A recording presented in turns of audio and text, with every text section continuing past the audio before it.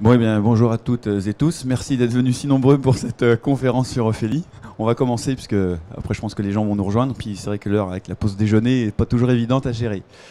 Donc, je me présente, je m'appelle Jean-Noël Niort, je suis ingénieur au centre psychiatrique en fait, de Sainte-James-sur-Loire, à côté d'Angers, dans un établissement de 450 lits.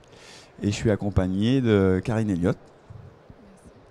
Bonjour, donc Karine Elio, je travaille à la DGOS au sein du ministère de la Santé et je suis en charge du déploiement d'Ophélie au niveau national.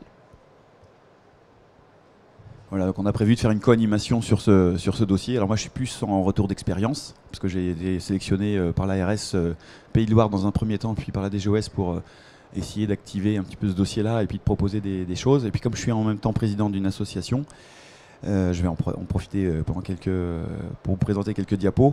Donc en gros, je vais passer très rapidement. C'est une association qui a été créée en 81 et qui a changé de nom, qui s'appelait avant la NAT, l'Association nationale des cadres techniques hospitaliers, et qui s'appelle maintenant H360, qui a changé de nom en mai 2009. Donc le H, c'est hôpital, et 360 pour l'ouverture maximale correspondant aux métiers qui composent en fait les membres de notre association. Donc un bureau composé de 6 personnes, avec des fonctions bien reconnues, et puis une présence nationale. On a des gens de Toulouse, on a des gens de Rouen. Je passe rapidement, la diaporama sera disponible sur le site de l'association si vous avez besoin. 2 articles qui me paraissaient intéressants, c'est de favoriser effectivement les contacts amicaux et professionnels. C'est pour nous un lieu d'échange et surtout un réseau qui s'anime pour faire un échange de bonnes pratiques pour les cadres techniques. Et puis article 15, on est une association apolitique, donc on n'est pas un syndicat. Même si on travaille sur la défense des statuts, on n'a pas de vocation à se transformer en syndicat. Donc on a une action nationale pour essayer de développer, défendre un peu le statut sur la fonction technique, pour faire revaloriser les fonctions des TSH, TH et ingénieurs. Des missions de formation, comme on le fait un peu aujourd'hui sur cette agora, ou également à travers des journées techniques qu'on a pu organiser tout au long de l'année. On en fait à peu près une quinzaine par an sur des thèmes assez variés. On en a fait une sur Ophélie à Paris, à Bagnolet au mois d'avril. Il y en a une autre qui est prévue en région Rhône-Alpes bientôt. Et puis des journées de formation à Opitech. Donc cette année, c'est Opitech Pau qui est retenu.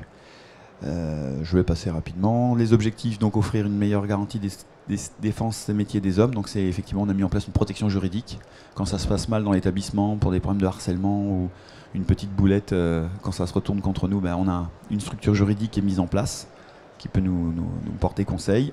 On réalise une fois par an une revue qui s'appelle la revue Échange, avec la vie associative, des portraits métiers, et puis surtout des échanges de bonnes pratiques. Moi, j'ai galère sur le tri des déchets, voilà, je peux me faire aider par un collègue. Je galère sur Ophélie, voilà, on peut passer la main, et puis choper des informations. Un site internet qui est en fait une caisse à outils avec 2 modules. Le premier qui est plutôt une plateforme publique avec des actus et puis des informations. Vous retrouverez les diaporamas qu'on présente lors de nos journées techniques. Puis une partie privée qui est destinée aux adhérents sur laquelle on va retrouver des publications, des cahiers des charges pour nous aider à nous faciliter le quotidien dans nos établissements. Dernière diapo, puis après j'arrête sur l'association. Soutenir, on en a parlé, former les cadres comme on le fait aujourd'hui par le biais de journées techniques, la protection juridique, et des réductions de prise en charge pour les journées Opitech. Et surtout, collaborer à un réseau pour faire partager des expériences de bonnes ou mauvaises pratiques. D'ailleurs, quand on fait des mauvaises pratiques, il ne faut pas qu'on ait honte de les donner. Donc pour Ophélie, on voulait faire un petit découpage avec Karine pour la partie patrimoine. Donc je voulais vous présenter dans un premier temps le Sésame, le centre de santé mentale dans lequel je travaille, pour vous donner une idée sur le patrimoine engagé. Et puis je passerai la main à la DGOS pour la présentation de l'outil avec le rappel réglementaire et puis le contexte. Donc le Sésame, c'est 450 lits, spécialisé en santé mentale. Donc on est un hôpital psychiatrique, un hôpital public. 65 000 m² de bâtiments répartis sur 27 sites différents, ce qui représente en fait un total de 150 bâtiments. Voilà, j'ai mis quelques diapos pour vous montrer l'aspect pavillonnaire. On n'est pas comme un gros CHU avec des blocs qui montent en IGH. On est pavillonnaire, c'est historique. S'il fallait reconstruire l'hôpital comme ça, il ne serait certainement pas reconstruit comme ça. Donc c'est le poids de l'histoire qui nous découpe notre patrimoine avec les fonctions logistiques. Puis voilà le plan de masse. Donc avant de rentrer dans le détail d'Ophélie, je passe la parole à la DGOS pour la présentation.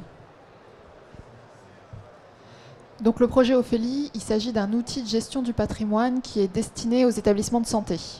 Le projet a été mis en place en 2012. Il a fait l'objet d'une expérimentation auprès de 2 régions pilotes. Il est lancé maintenant depuis mai 2014 auprès de l'ensemble des établissements de santé.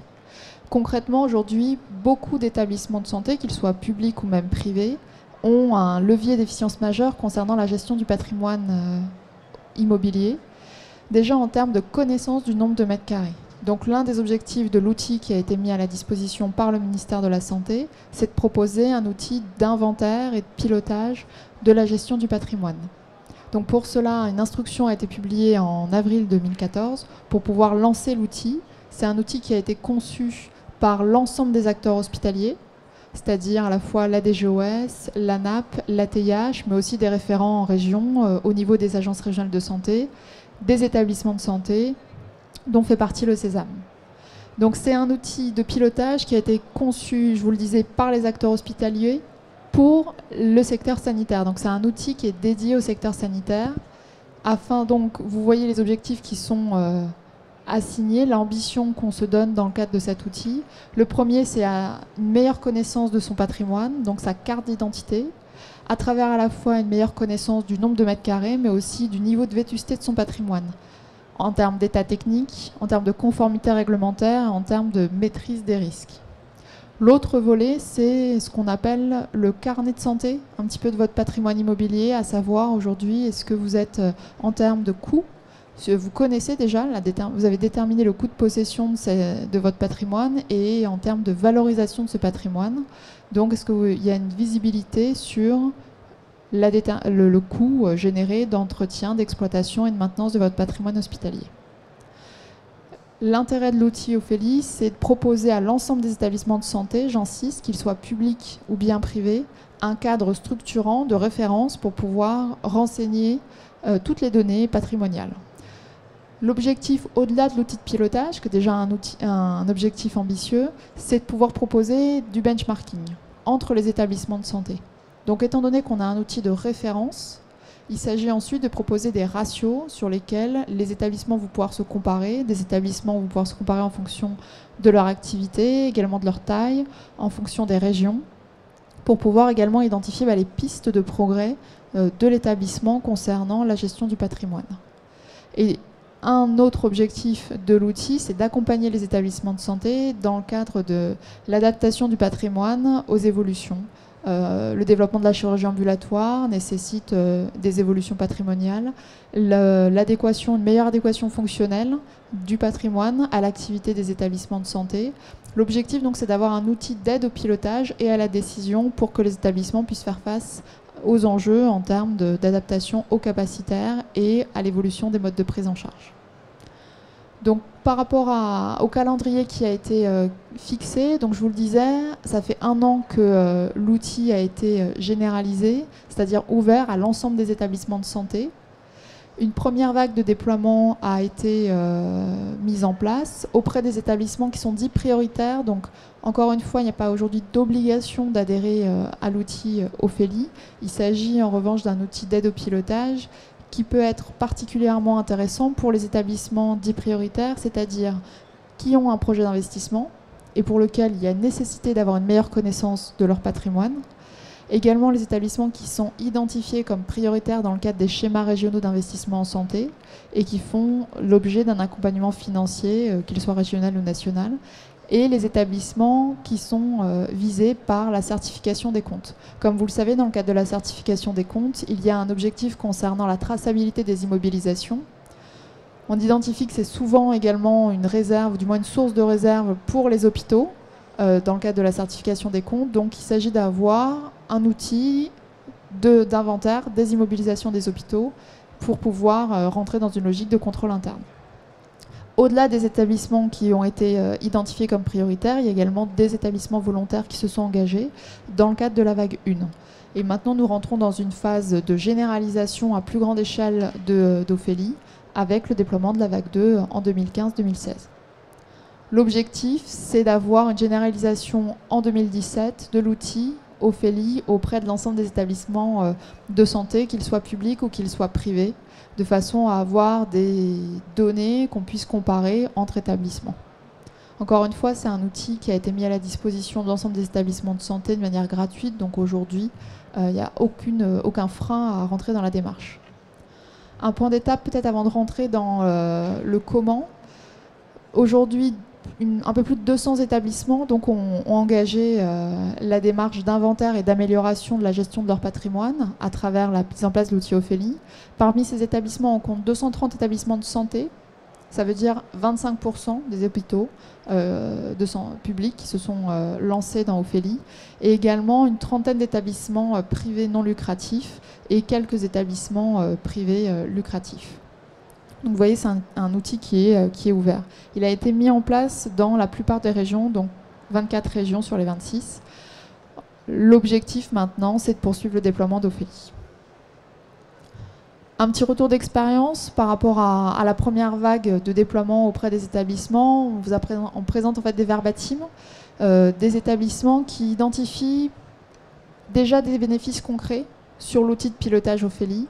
Le premier, c'est un outil, je vous le disais, qui est dédié au secteur de la santé. Donc les établissements s'y retrouvent par rapport à leurs besoins concernant la connaissance de leur patrimoine en termes de données de surface, mais aussi de coûts et de maîtrise des risques par rapport à la réglementation.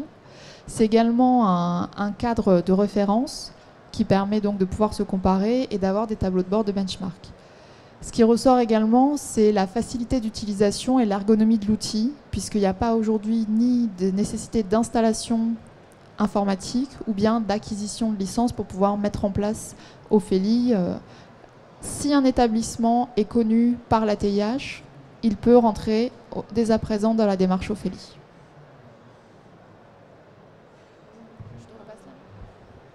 Donc là, je vous propose de rentrer dans le cœur du sujet. Alors c'est vrai que les arguments que tu as présentés étaient vont être un peu complétés.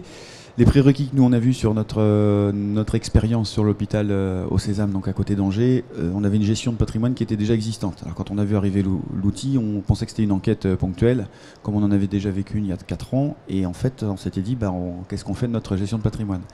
Et quand on a regardé l'outil d'un peu plus près, on s'est rendu compte que c'était pas tout à fait ce qu'on avait conçu nous sur notre base. Alors la base a été existante avec un fichier Access, qui était déjà de toute façon obsolète, avec des XREF sur des références sur des plans AutoCAD qu'on avait donc en base sur notre gestion documentaire. Et puis on a fait l'acquisition il y a 4 ans d'une GMAO, un logiciel de gestion de maintenance assisté par ordinateur. Donc là j'avais un petit peu peur qu'on ait des périmètres, de la ressaisie ou des applicatifs un petit peu redondants, et en fait c'est pas du tout le cas.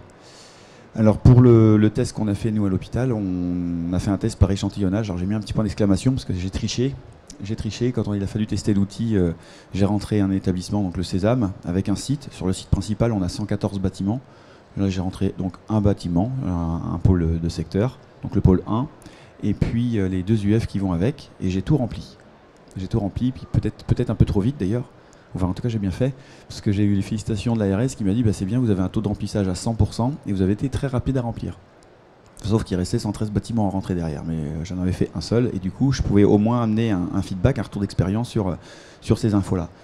Donc, effectivement, il y avait un véritable outil d'analyse en temps réel. C'est-à-dire que c'était pas rentrer des données et puis c'est analysé loin de nous, plutôt à Paris, à la DGOS ou à l'ARS. Non, c'est un outil où on voit le tableau de bord s'incrémente automatiquement avec ce qu'on rentre. Bon, je vais vous présenter tout à l'heure, c'est pour ça qu'on a pris mon PC. On n'a pas de redondance avec la GMAO. Ça, c'est clairement identifié. La GMAO, c'est de la gestion de la maintenance. On a des choses qui relèvent du préventif, du curatif, mais ce n'est pas du tout l'objectif d'Ophélie.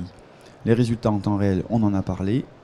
Une ergonomie de navigation et une saisie simplifiée. C'est vrai que pour l'avoir testé, les écrans filent assez bien. On va vous présenter tout à l'heure si le réseau Internet nous fait pas défaut.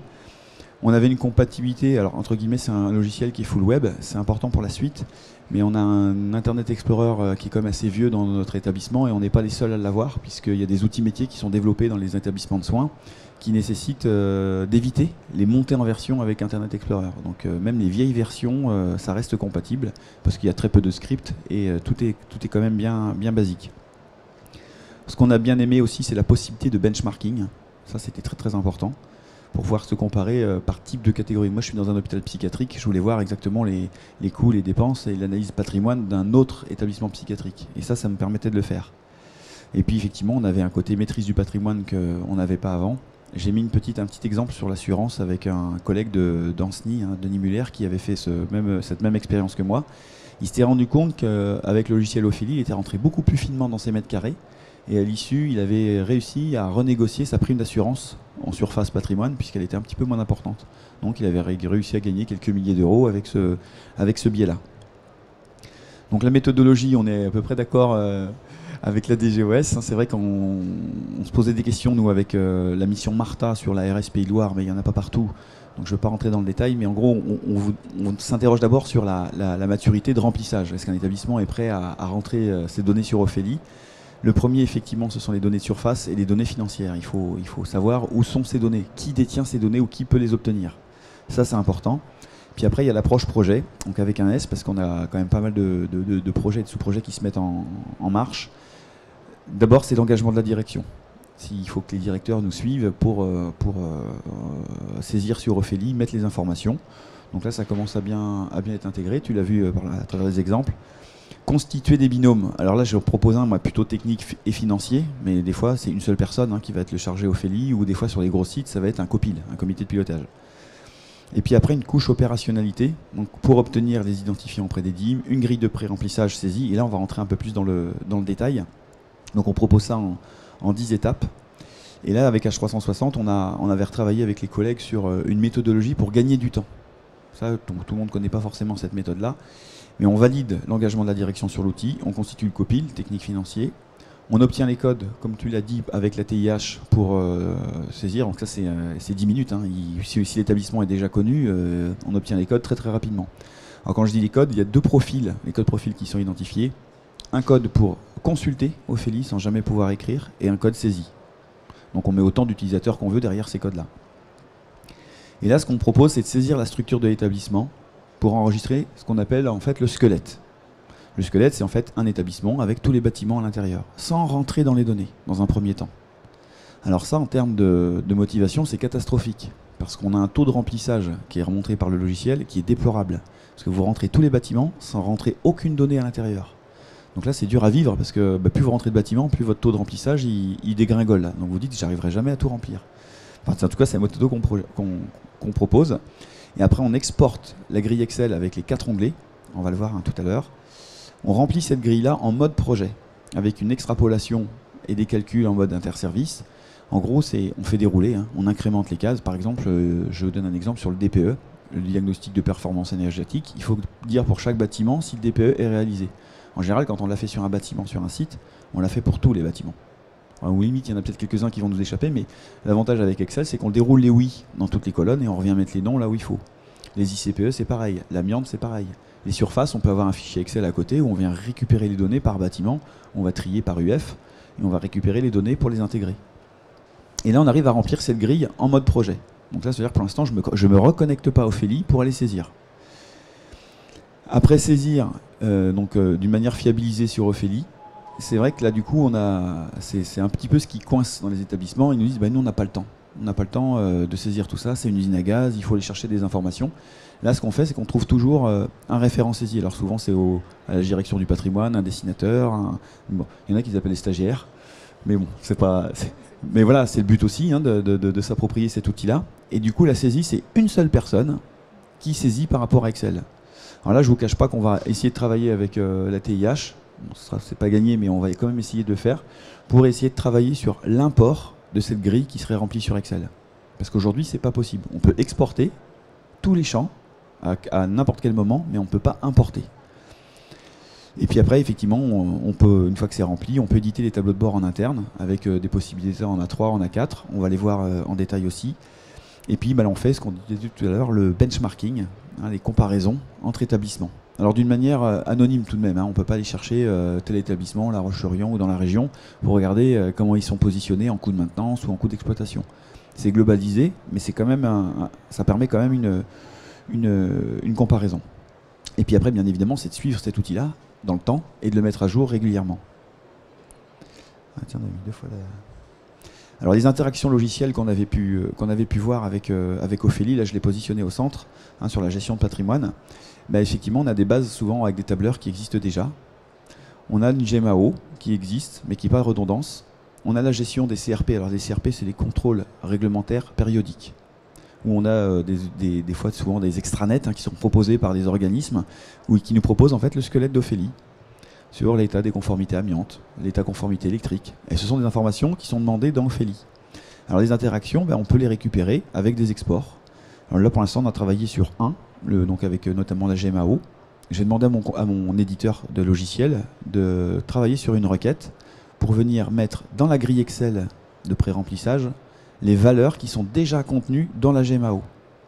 Donc c'est une petite requête SQL, hein, qui a été, c'est pas moi qui l'ai rédigée, et ça marche. On arrive à récupérer au moins une partie de squelette. On a mis la gestion des plans parce que c'est quand même aussi une interaction assez forte.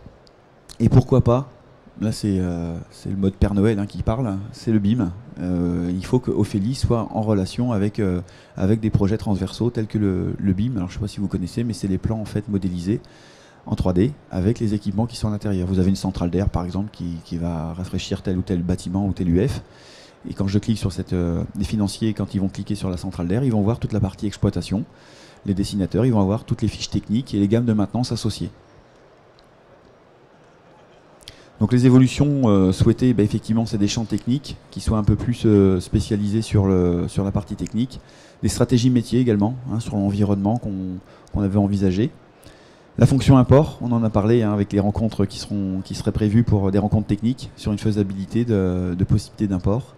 Et puis le retour d'expérience, hein, qui concerne les bonnes pratiques à valoriser, surtout donc dans les journées techniques qu'on fait pour à la fin dire comment vous avez fait pour avoir un coût d'exploitation aussi faible sur tel bâtiment, où vos coûts de maintenance sont faibles.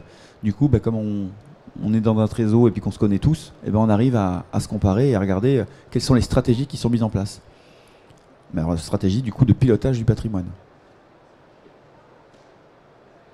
Donc la conclusion, et je crois que ce sera notre dernier slide, et puis après on pourra rentrer dans les écrans si vous êtes intéressé. C'est vrai que c'est un logiciel qui est vraiment dédié à la santé. Ce sont vraiment des champs qui nous parlent, puisqu'ils sont déjà identifiés comme tels. On voit une standardisation avec les autres établissements de soins, puisqu'on a tous le même logiciel, à la même version, puisque c'est un logiciel qui est en ligne. Donc du coup, on ne peut pas se dire on va mettre en place des passerelles pour être sûr de comparer des carottes avec des carottes. Là, on est sûr d'avoir les mêmes champs aux mêmes endroits. On a vu que c'était également intégré au système d'information. Malgré ce qu'on puisse voir, c'est quand même aujourd'hui la TIH qui gère ce logiciel-là. Donc il est intégré forcément et fiabilisé dans le système actuel. Pas de coût de licence, tu l'as dit tout à l'heure, ça c'est important. Quand on voit les logiciels de GMAO par exemple ou de logiciels de patrimoine, on a des fois des surprises, hein, qui peuvent atteindre 20-30 000 euros assez facilement. Pas d'étape de paramétrage, alors je l'ai marqué parce que je l'ai vécu pour la GMAO, j'y ai passé quelques nuits à paramétrer les profils, alors pour les techniciens, pour les encadrants et définir les fonctionnalités pour chaque profil. Là je vous ai dit, il n'y a pas de paramétrage, il n'y a que 2 codes possibles, en lecture ou en écriture, et du coup c'est beaucoup plus simple. Le support en réseau qui nous permet effectivement de dégager des opportunités d'amélioration, parce que le but c'est ça, c'est aussi de faire partager les bonnes expériences, et puis cette concertation d'experts qui permet de faire évoluer l'outil, pourquoi pas, et puis aussi d'enrichir les pratiques de l'établissement. Donc là on peut revenir sur les étapes.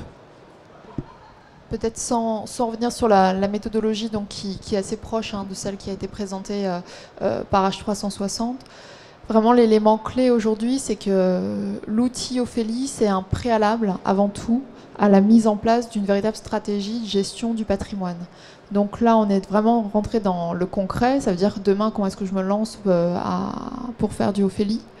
Mais c'est la première étape, en fait. On réfléchit à comment améliorer et optimiser son patrimoine lorsqu'on a une connaissance approfondie de ce patrimoine, et c'est l'objectif donc de l'outil Ophélie, qui est proposé par la TIH et la DGOS, qui est également porté, comme le disait Jean-Noël, par énormément d'acteurs hospitaliers pour le faire évoluer et pour l'améliorer. L'idée, c'est d'avoir aussi un outil qui nous permette ensuite d'échanger des bonnes pratiques, voire les meilleures pratiques entre les hospitaliers sur une fonction immobilière qui n'est pas toujours présente, pour lesquelles les compétences ne sont pas toujours omniprésentes dans tous les établissements de santé. Donc mettre aussi, partager ces informations sur la base d'un outil commun. On espère que c'est aussi accompagner les établissements dans la professionnalisation de la fonction immobilière. Si vous voulez peut-être avoir des questions. On peut éventuellement montrer quelques diapos si Internet nous lâche pas. Il est là. Il y a beaucoup d'écrans ouverts. Donc voilà, je me suis connecté sur ma fiche établissement, hein, telle qu'on la voit. Je vais revenir au début. Voilà, donc ça c'est l'écran de démarrage qui est très important pour nous puisqu'en fait on va avoir des informations et puis également un support, hein, sur le guide d'utilisation et qui est toujours la dernière version. Donc là vous l'avez directement sur la connexion. On va retrouver le menu ici sur la saisie des données avec éventuellement les synthèses qui vont s'alimenter au fil de l'eau et puis l'export qui est possible, hein, via un fichier Excel, les scores obtenus et puis les tableaux de bord comparatifs pour les outils de benchmarking qu'on a évoqués ensemble. Donc si je passe par exemple avec le petit crayon en mode saisie des données, là on va retrouver ici une couleur qui va changer. Donc là je suis sur un menu établissement qui est clairement identifié. Après je passe sur du rose sur tous les sites composés par l'établissement. Donc vous voyez là ils ne sont pas encore tous rentrés. Quand je passe après ici sur la choix, j'ajoute un bâtiment en fait concernant le site, ou alors je viens ici sur les données du site. Là je vais retrouver, donc là je me suis mis sur le siège du Sésame, et je vais retrouver tous les bâtiments qui sont rentrés pour ce site-là. Donc établissement, site, bâtiment. C'est les trois niveaux qui sont évoqués. Et si je veux aller donc rajouter ou modifier des données concernant un bâtiment, je vais venir ici, et là je vais rentrer dans les champs, en fait, pour chaque volet concerné par, donc là en l'occurrence pour le bâtiment, parce que je suis sur l'onglet bâtiment. On va retrouver ici tous les éléments. Quand j'ai le petit crayon, je suis en mode rédaction. Sinon, je vais avoir en fait des champs, des loupes pour venir en fait consulter des données, hein, sur les états techniques, comme on l'a évoqué sur les interactions logicielles. Donc la fiche projet telle qu'on l'avait, on peut le faire là maintenant. Je vous propose de faire l'export. À partir du moment où on a rentré le squelette, on génère en fait, par rapport à la version, on peut exporter une version un peu différente. Là je viens ici sur export, ça me génère donc en fait un fichier Excel, donc qui est enregistré en local sur la machine, qui est en fait une photo exacte de toutes les données qui sont rentrées. 4 onglets, donc on a dit un établissement. Je vais retrouver les sites qui étaient enregistrés dans Ophélie et les bâtiments donc en dotation hospitalière. Et là après pour chaque donnée, hein, que ce soit pour site, établissement, site ou bâtiment, on va faire glisser et on va retrouver toutes les colonnes correspondant. Donc là c'est vrai que du coup remplir la grille en mode projet pour nous c'est quand même beaucoup plus simple parce qu'on va venir ici caractériser d'une manière beaucoup plus rapide les états techniques du bâtiment, par exemple ici sur les réseaux de chauffage ou les états. L'accessibilité handicapée, ben voilà, par exemple, nous on l'a fait d'une manière globale pour tous nos sites, tous nos bâtiments d'un seul coup. Donc là, en l'occurrence, le oui qui est ici, je vais pouvoir le décliner en mode projet et remplir mon tableau Excel comme ça. Je vais remplir tous les champs d'une manière autonome sur ma machine ou en réseau parce que les services financiers vont venir écrire des données, la DRH, les services techniques. Et une fois que la grille elle est entièrement remplie sur Excel, je peux passer en mode saisie avec une seule personne qui est chargée de reprendre les données pour les mettre directement sur Ophélie. Alors ça peut paraître un peu redondant et puis double saisie, mais le fait de l'avoir sur Excel avant, ça évite beaucoup à la personne qui est chargée de la fiabilité de se poser des questions à chaque champ. Elle vient rentrer les données, quand c'est un peu compliqué, elle peut même faire des copier-coller, mais au moins ça fiabilise et puis ça garde une trace, si vous voulez, de la saisie sur le logiciel. Voilà, bah, on en a terminé. Si vous voulez, on a d'autres diapos en backup si ça vous intéresse. N'hésitez pas à poser des questions. Oui, éventuellement le tableau de bord, oui, pour conclure.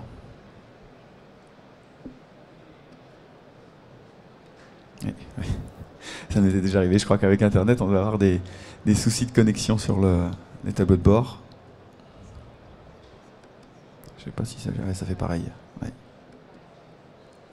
Donc c'est l'effet Bonaldi.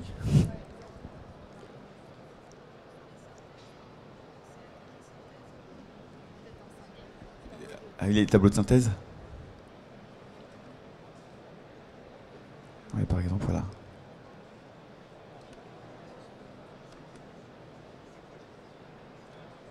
Voilà, pour un bâtiment, ouais, merci.